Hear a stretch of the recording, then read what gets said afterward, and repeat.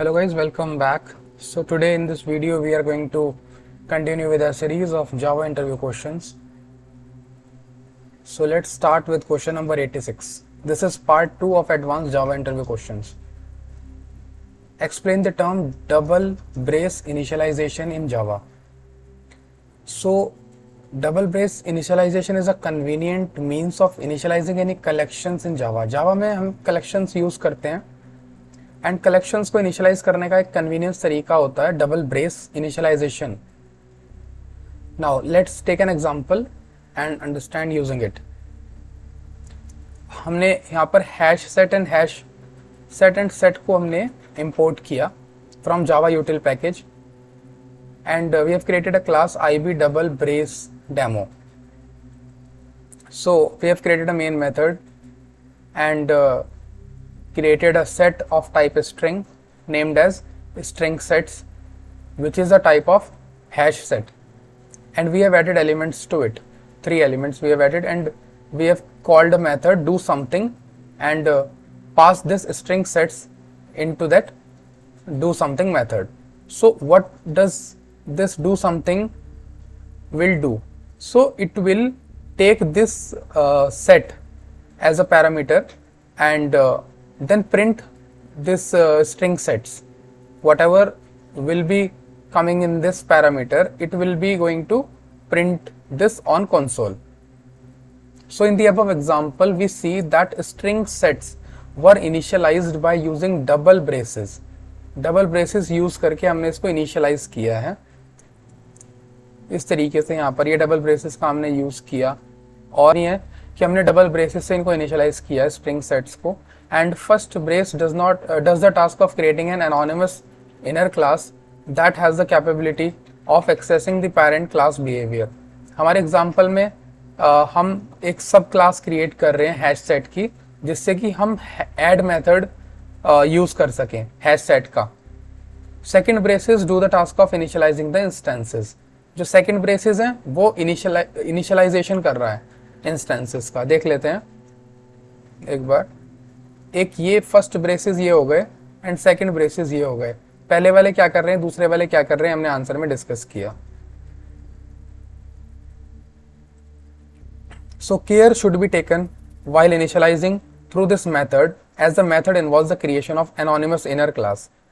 Anonymous inner class का यहाँ पर यूज हो रहा है, इसीलिए इनिशियलाइज करते टाइम हमें बहुत ही ध्यान से इस मेथड को इनिशियलाइज करने की जरूरत होती है, which can cause the problems during the garbage collection. Garbage collection के टाइम पर कुछ प्रॉब्लम ना हो उसका हमें ध्यान रखते हुए प्रॉपरली इसको इनिशियलाइज करने की जरूरत होती है, या फिर सीरियलाइजेशन प्रोसेस में भी कुछ प्रॉब्लम ना आए ऐसा हमें ध्यान रखना होता है, विच में result in memory leaks. Now next question is question number 87. Why is it said that the length method of string class does not return accurate results. मतलब हम क्या करते हैं, कभी कभी जब हमारे पास कोई स्ट्रिंग होती है और हम उसकी लेंथ कैलकुलेट करते हैं यूजिंग दिस लेंथ मेथड, तो वो कभी कभी एक्यूरेट रिजल्ट नहीं देता. तो ऐसा क्यों होता है? So length method returns the number of Unicode units of the string. Let's understand what Unicode units are and what is the confusion below. We know that Java use UTF-16 for string expression. String के expression के लिए UTF-16 का जावा use करता है. इस Unicode से we need to understand the below 2 Unicode related terms. मतलब है कि हमारे पास 2 यूनिकोड रिलेटेड टर्म्स को समझने की जरूरत है इसको समझने के लिए. एक होता है पहला code point. This represent N integer denoting a character in the code space. मतलब हमारे कोड स्पेस में एक इंटीजर होता है ये, जो कि एक कैरेक्टर को डिनोट करता है. सपोज कोई भी है 97 है, ये स्मॉल ए को डिनोट करेगा. तो इस तरीके से ये हमारी इंटीजर वैल्यू हो गई, ये होगा कैरेक्टर, तो ये कोड पॉइंट हो गया. एक होती है code unit. This is a bit sequence used for encoding the code points. In order to do this, 1 or more units might be required for representing a code point. Now next is under the UTF-16 scheme, the code points were divided logically into 17 planes, and first plane was called basic multilingual plane, BMP. The BMP has classic characters U plus 4 zeros to U plus FF. The rest of the characters U plus 1 4 zeros to u plus 10 and 4f were termed as the supplementary characters as they were contained in the remaining planes. The code points from the first plane are encoded using one 16-bit code unit, while the code points from the remaining planes are encoded using the 2 code units. So this is the difference between the first plane and the other 16 planes in which UTF-16 scheme is defined. Now, if a string contains supplementary characters, the length function would count as 2 units, and the result of the length function would not be as par with as it was expected. So in other words, if there is one supplementary character of 2 units, the length of that single character is considered to be 2. Notice the inaccuracy here. As per the Java documentation, it is expected, but as per the real logic, it is inaccurate. So that is the reason why sometimes a string length method can return the wrong result. So that needs to be noted down here. Now question number 88. What is the output of below code and why? So what will be the output? This is a class, and we have created a method, main method, and we have printed out this b plus I plus t. So what will be the answer of this question? Let's see. So bit would have been the result printed if the letters were used in double quotes. So it is saying that अगर यहाँ पर single quotes में ना देकर अगर ऐसे print में दिया होता b प्लस आई प्लस टी, तो इसका आंसर क्या रहता? इसका आंसर कॉन्केट हो जाता, स्ट्रिंग बन जाती बिट. बट यहाँ पर एज अ कैरेक्टर इनको दिया हुआ है, एज अ सिंगल कोट्स में दिया हुआ है b प्लस आई प्लस टी. तो इसका आंसर क्या होगा देखते हैं. अगर डबल कोट्स में होता तो स्ट्रिंग लिटरल बन जाता एंड बिट प्रिंट हो जाता. But the question has the character literals single quotes में being used, which is why concatenation would not occur. Concatenation तो नहीं होगी. The corresponding ASCII values of each character would be added and the result of that sum would be printed. तो इसी तरीके से हमारे पास में b की वैल्यू क्या होती है 98. अब हम बात कर रहे हैं कैरेक्टर बिट की, कैरेक्टर की मतलब कैरेक्टर लिटरल की. तो b की 98 हो गई, i की वैल्यू 105 हो गई एंड उसके बाद t की वैल्यू 116 हो गई. राइट, तो एक सीक्वेंस में चल रहा है ये. t की वैल्यू 116 हो गई, तो इन सभी का सम होकर हमारे पास आंसर आ जाएगा 319. So that would be the answer of this question और program. Question number 89. What are the possible ways of making object eligible for garbage collection in Java? अब जावा में हमारे पास कुछ एलिजिबिलिटी क्राइटेरिया होता है ऑब्जेक्ट्स का टू बी कलेक्टेड और we can say deleted by garbage collector. So first approach है हम ऑब्जेक्ट रेफरेंस को नल कर दें once the object creation purpose is served. मतलब हमारा एक बार इस ऑब्जेक्ट बनाने का उसका काम सर्व हो गया, ठीक है, जिस पर्पज से हमने ऑब्जेक्ट को बनाया था वो हमने ऑलरेडी काम उसका हो गया, तो उसको हम उसका जो रेफरेंस है उसको नल सेट कर सकते हैं. उससे क्या होगा, गार्बेज कलेक्टर को पता चल जाएगा दैट दिस वेरिएबल और object is not at all required, तो उसको वो गार्बेज कलेक्टर कलेक्ट करके डिलीट कर देगा, मतलब मेमोरी स्पेस फ्री कर देगा. पहला अप्रोच तो ये हो गई. दूसरी अप्रोच होती है आपकी second approach is point the reference variable to another object. जो आपका reference variable है उसको दूसरे object में आप point करें, and doing this the object which the reference variable was referencing before becomes eligible for garbage collection. garbage collection के लिए वो eligible हो जाता है. जैसे कि example पहले वाला तो बहुत easy था, हमने simple क्या किया, जो object use किया उसके बाद हमने उसको dereference मतलब है कि null में point कर दिया, तो वो गार्बेज कलेक्शन में हो जाएगा एलिजिबल. उसके बाद दूसरा जो हमारा प्रोग्राम है समझते हैं. हमने क्लास बनाई, मेन मेथड बनाया, उसमें हमने एक s1 करके स्ट्रिंग वेरिएबल बनाया, s2 करके स्ट्रिंग वेरिएबल बनाया. इसमें हमने वैल्यू दी to garbage collect another object. Now हमने प्रिंट कर दिया s1 को. अब s1 हमारा प्रिंट हो गया, हमने s1 is equal to s2 कर दिया, तो जो s1 है वो दूसरे ऑब्जेक्ट को पॉइंट करेगा, वो है s2 को पॉइंट करेगा. यहाँ पर string object having the content to garbage collect is not referenced by any variable, तो ये जो s1 है वो डिलीट हो जाएगा, ये एलिजिबल हो जाएगा for garbage collection. Now next is third approach, island of isolation approach.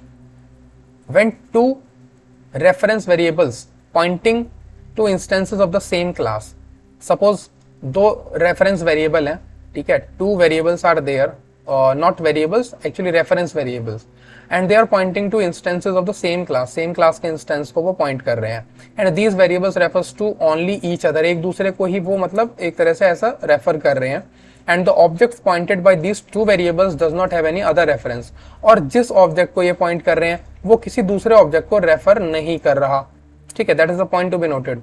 Then it is said to have form a island of isolation, तो एक island of isolation बन गया, मतलब एक दूसरे को वो रेफरेंस कर रहे हैं और जो जिस ऑब्जेक्ट को वो रेफरेंस कर रहे हैं वो सेम ऑब्जेक्ट है, वो किसी और को ऑब्जेक्ट को रेफरेंस नहीं कर रहा, तो हम बोल सकते हैं कि जो दो ऑब्जेक्ट हैं वो गार्बेज कलेक्शन के लिए एलिजिबल हैं, they are eligible for garbage collection. Let's see with an example. Class बनाई, उसके बाद इसका ऑब्जेक्ट बनाया IB, ठीक है, गार्बेज कलेक्ट करके क्लास का. फिर मेन मेथड हमने कॉल किया, मेन मेथड में हमने क्लास का ऑब्जेक्ट बनाया पहला, फिर दूसरा बनाया, ठीक है. फिर हमने क्या किया, जो पहले वाला था उसको, जो पहला ऑब्जेक्ट बनाया हमने उसमें हमने IBGC2 की वैल्यू सेट कर दी और 2 में वैल्यू 1 सेट कर दी और इन दोनों को बाद में हमने नल कर दिया. तो हम देख सकते हैं कि ये जो दोनों ऑब्जेक्ट हैं वो एक दूसरे को रेफर कर रहे हैं एंड कोई वैलिड रेफरेंस इनका नहीं है. दोनों ऑब्जेक्ट्स आइलैंड ऑफ आइसोलेशन बना रहे हैं जो कि एलिजिबल हैं for garbage collection. Okay, basically कोई भी चीज़ है वो एग्जाम्पल से बहुत ज़्यादा क्लियर होती है और एग्जाम्पल से ही क्लियर मत करो, मैं तो बोलूँगा आप इसको इम्प्लीमेंट करो, ठीक है, इसको इम्प्लीमेंट करके देखो, दैट वुड बी बेटर. मतलब बेटर क्या, वो बेस्ट रहता है प्रोग्राम को इम्प्लीमेंट करना, because programming is something theoretical आप कितना भी पढ़ लो, आप जब तक प्रैक्टिस नहीं करेंगे जब तक कुछ फ़ायदा नहीं होता उसका. बट हाँ ये है कि इंटरव्यू प्रिपरेशन के लिए आप इतना कर सकते हैं कि थियोरेटिकली आपको एटलीस्ट पता होना चाहिए हर एक कंसेप्ट के बारे में जावा से related. Now in the below Java program how many objects are eligible for garbage collection. Garbage collection के लिए कौन कौन से ऑब्जेक्ट एलिजिबल होते हैं, तो बताइए. ये मेन क्लास बनाई हमने, मेन मेथड बनाया, उसके बाद हमने एक एरे डिफाइन करी, 2D एरे, उसका साइज इनिशियल हमने 3 दे दिया एंड उसमें हमने ये सेट कर दिया num0 में वैल्यूज 5, देन 1 में 2, देन 2 में 3, 2 में 5, 0 में 4 एंड 1 में 3. तो हमने यहाँ पर देख रहे हैं 0 1 2 मतलब इस तरीके से रिपीट किया और हमने num is equal to new int 2 कर दिया. तो इस प्रोग्राम में टोटल 7 ऑब्जेक्ट एलिजिबल हैं for garbage collection. Total 7 objects हैं, समझते हैं. देखिए अब टोटल ऑब्जेक्ट भी इसमें देखा जाए तो यहाँ पर बन रहे हैं टोटल 8 ऑब्जेक्ट्स बन रहे हैं, ठीक, 8 ऑब्जेक्ट बन रहे हैं जिसमें कि 7 एलिजिबल हैं for garbage collection. Garbage collection के लिए वो एलिजिबल है. Let's visually understand what's happening in the code. Code में हो क्या रहा है, हमने एक पहले एरे बना ली, नल नल नल उसमें आ गया. फिर जो एरे वो थी इस तरीके से है, एरे में यहाँ पर ये 5 बिट, यहाँ पर 3 बिट, यहाँ पर ये 2 बिट, इस तरीके से है. फिर यहाँ पर क्या किया, इसको डिलीट कर दिया, इसको डिलीट कर दिया, इसको डिलीट कर दिया. अब पॉइंट वो कर रहा है, ये कर रहा है 0 0 वाले में, फिर ये 0 0 0 0 एंड इस तरीके से, मतलब ये रेफरेंसिंग चेंज कर दी गई है. अब फाइनली हम देखेंगे तो जो नम है अब वो इसको पॉइंट नहीं कर रहा, इसको नहीं कर रहा point.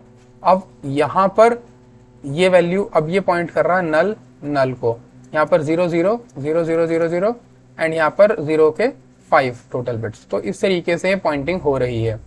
So in the above figure on line 3 we can see that on each array index we are declaring a new array. हम नया एरे बना रहे हैं. So the reference will be of that new array on all the 3 indices. अब जो नया array बन रहा है उसका रेफरेंस होगा तीनों इंडाइसेस पे. तो जो ओल्ड एरे है वो पॉइंट कर रहा होगा टू बाय नन, मतलब किसी को भी वो पॉइंट नहीं कर रहा होगा. तो वो तीनों ही एलिजिबल हैं फॉर गार्बेज कलेक्शन. ठीक है, 3 का तो समझ में आ गया भाई, 3 एलिजिबल हो गए आपके गार्बेज कलेक्शन के लिए. अब बाकी के 4 कौन से हैं देखते हैं. Now on line 4, line number 4 में हमने देखा कि एक नया एरे ऑब्जेक्ट क्रिएट किया है ऑन दी ओल्डर रेफरेंस. पुराने रेफरेंस में नया एरे बनाया गया जिससे कि so that will point to a new array, वो नए एरे में पॉइंट करेगा. And older multi dimensional objects will become eligible for garbage collection. Garbage collection के लिए वो एलिजिबल हो जाएगा. जैसे कि हम एक बार दोबारा देख लेते हैं, यहाँ पर गार्बेज कलेक्शन के लिए एलिजिबल है, मतलब जो चीज़ यहाँ से डिलीट कर दी गई है, जो किसी को पॉइंट नहीं कर रही, रेफर नहीं कर रही, वो गार्बेज कलेक्शन के लिए एलिजिबल हो जाती है। That we need to understand, basic understanding का वही है मतलब purpose. Now question number 91, what is the best way to inject dependency? Dependency inject करने का सबसे अच्छा तरीका बताइए क्या होता है। Also state the reason, reason भी बताइए। There is no boundation for using a particular dependency injection. जो डिपेंडेंसी इंजेक्शन हम यूज करते हैं उसका कोई पर्टिकुलर बाउंडेशन नहीं होता, बट रिकमेंडेड अप्रोच ये होती है कि setters are mostly recommended for optional dependencies injection and constructor arguments are recommended for mandatory ones. सिर्फ मैंडेटरी के लिए ही कंस्ट्रक्टर आर्ग्यूमेंट्स रिकमेंडेड होते हैं। This is because constructor injection enables the injection of values into immutable field. जैसे कि हमारा string होता है, इम्यूटेबल फील्ड होती है, ठीक है, उसमें भी हम कंस्ट्रक्टर इंजेक्शन के थ्रू वैल्यूज इंजेक्ट कर सकते हैं एंड वो एनेबल करता है रीडिंग देम मोर इजीली। इसीलिए जब तक कि बहुत ज़्यादा ज़रूरत ना हो, कंस्ट्रक्टर आर्ग्यूमेंट्स का injection should not, constructor arguments का जो इंजेक्शन है होता है dependency injection, that is not recommended. Okay, for mandatory अगर केस है कि भाई ज़रूरी है ही, इंपॉर्टेंट है, तो कर सकते हैं, but not very much suggested in the first instance. Now 92 question number says that how we can set the spring bean scope. Spring bean के scope को हम कैसे set कर सकते हैं and what supported scopes does it have? Scope can be defined, can be set by an annotation such as @scope annotation or the scope attribute in an XML configuration file. अब ये सारी चीज़ें annotation वगैरह जो आ रही हैं कुछ spring से रिलेटेड भी हैं। तो बेसिकली जावा की सीरीज कंप्लीट करने के बाद हम स्प्रिंग के, हाइबरनेट, मेवन के क्वेश्चंस को भी डिस्कस करेंगे एंड उस केस में हम सारी जितनी भी एनोटेशंस होती हैं, इंपॉर्टेंट एनोटेशंस, वो सारी डिस्कस करेंगे। So spring bean supports the following 5 scope. 5 scope होते हैं इसमें, singleton, prototype, request, session and global session. So ये 5 तरह के बेसिकली स्कोप हैं जो स्प्रिंग बीन सपोर्ट करती है। Now question number 93, what are the different categories of Java design patterns? Design patterns समझ रहे हैं आप, because we are in the advanced section of this video playlist. Advanced में questions आना बिल्कुल लाजमी है। Experienced जो भी एक्सपीरियंस जावा डेवलपर हैं और वो किसी इंटरव्यू में अपीयर होने वाले हैं फॉर जॉब चेंज, जॉब को स्विच करने के लिए, उसमें ये डिज़ाइन पैटर्न का क्वेश्चन बहुत ही इंपॉर्टेंट हो जाता है। सो समझते हैं बहुत ही अच्छे से। Java design patterns are categorised into the following different types, मतलब बहुत डिफरेंट टाइप के डिज़ाइन पैटर्न्स जावा में होते हैं and those are also further categorised as structural patterns. एक होते हैं स्ट्रक्चरल पैटर्न्स। स्ट्रक्चरल पैटर्न्स में आपके होते हैं adapter, bridge, filter, composite, decorator, facade, flyweight, proxy. Okay, ये हो गए हमारे स्ट्रक्चरल पैटर्न। उसके बाद आते हैं बिहेवियरल पैटर्न। बिहेवियरल पैटर्न में क्या होता है? Interpreter, template pattern, chain of responsibility, command pattern, iterator pattern, strategy pattern, visitor pattern. J2EE patterns.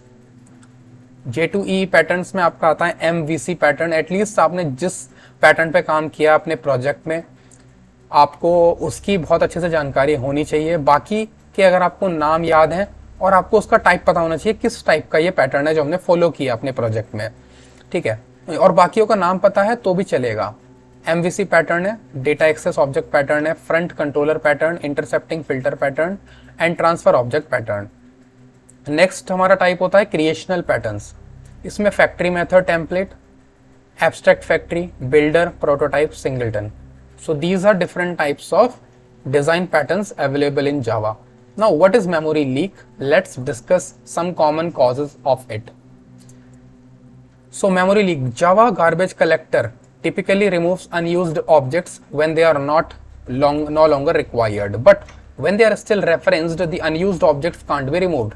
अगर वो suppose करो हमने कोई ऑब्जेक्ट बनाया और हमने उसको अभी वो यूज तो हो गया, उसका पर्पस खत्म हो गया प्रोग्राम में, लेकिन फिर भी वो कहीं पर रेफरेंस किया जा रहा है, ठीक है, वो रेफरेंस हो रहा है, उसको हमने डी रेफरेंस नहीं किया, तो उस केस में गार्बेज कलेक्टर उसको रिमूव नहीं कर सकता। सो इससे क्या होता है? मेमोरी लीक प्रॉब्लम हो जाती है। फॉर एग्जांपल एक लिंक लिस्ट कंसीडर करिए। यहाँ पर एक लिंक लिस्ट बनाई हुई है, लिंक्ड लिस्ट है ये, इसमें हेड है और ये सपोज एंड है इसका, ठीक है। तो ये हमारे इसके नोड्स हो गए, ठीक है, तो पॉइंटर हो गया। अब यहाँ पर ये अनयूज्ड ऑब्जेक्ट्स हैं, ठीक है, इसमें आपके अनयूज्ड ऑब्जेक्ट्स हैं 1 2 and 3 total. Now in the above image there are unused objects that are not referenced, वो रेफरेंस नहीं कर रहे, but then also the garbage collector will not free it, उसको रिमूव नहीं करेगा, फ्री नहीं करेगा, because it is referencing some existing referenced object. समझने की जरूरत है यहाँ पर। हमने समझा कि ये अनयूज्ड ऑब्जेक्ट हैं, ये किसी भी मतलब डेटा को रेफरेंस नहीं कर रहा, लेकिन इसके रेफरेंस पर कोई ऐसा ऑब्जेक्ट है जो जिसमें मेमोरी है, मतलब डेटा है, और वो पर्टिकुलर उसका लिंक लिस्ट का पार्ट है, ठीक है, वो रेफरेंस कर रहा है। तो प्रॉब्लम यहां पर आ रही है, ये जो इसको रेफरेंस कर रहा है इसकी वजह से प्रॉब्लम आ रही है। वो फ्री नहीं कर सकता, इसको फ्री गार्बेज कलेक्टर नहीं कर पाएगा, और इसकी वजह से मेमोरी लीक की सिचुएशन यहाँ पर रेज हो जाएगी। कुछ कॉमन कॉजेज हैं मेमोरी लीक के, समझते हैं। When there are unbounded cache, unbounded cache है तो प्रॉब्लम होगी। Excessive page swapping is done by the operating system, then also memory leak can be caused. Improper return custom data structure, हमने suppose करो कोई custom data structure को create किया, तो उस केस में भी memory leak can be caused.